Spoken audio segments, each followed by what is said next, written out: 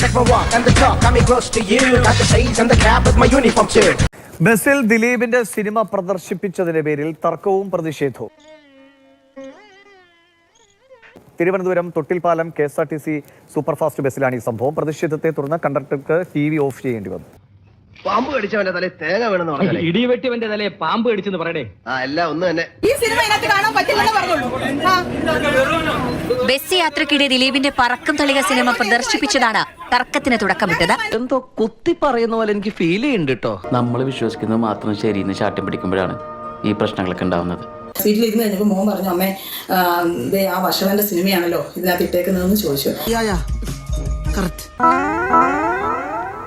ഈ കാണിച്ചോണ്ടിരിക്കുന്ന വെറും പട്ടി ഷോയാ, വെറും പട്ടി ഷോ.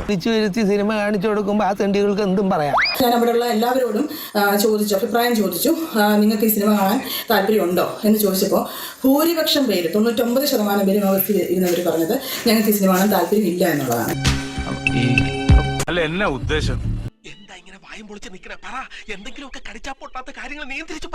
യാത്രക്കാരിൽ ചിലർ ദിലീപിന് അനുകൂലമായി വാദിച്ചതോടെ രംഗം വഷളായി.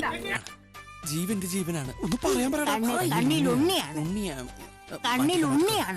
പിന്നീട് ഭൂരിഭാഗം യാത്രക്കാരും ലക്ഷ്മിയുടെ നിലപാടിന് ഐക്യദാർഢ്യം പ്രഖ്യാപിച്ച് രംഗത്തെത്തി. ആറ്റിങ്ങൽ രാമകൃഷ്ണന് തെറ്റില്ല മോനെ, ശനി വരുന്നത് ഈ വഴിക്ക് തന്നെ.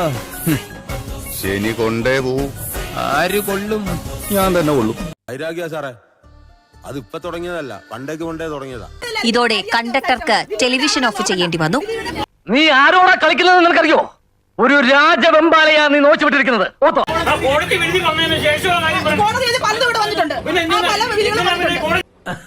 എവിടെ പരിപാടി അവതരിപ്പിച്ചാലും ഇതാണല്ലോ അവസ്ഥ എന്റെ. ഇപ്പൊ അതൊന്നും പറഞ്ഞിട്ട് കാര്യമില്ല.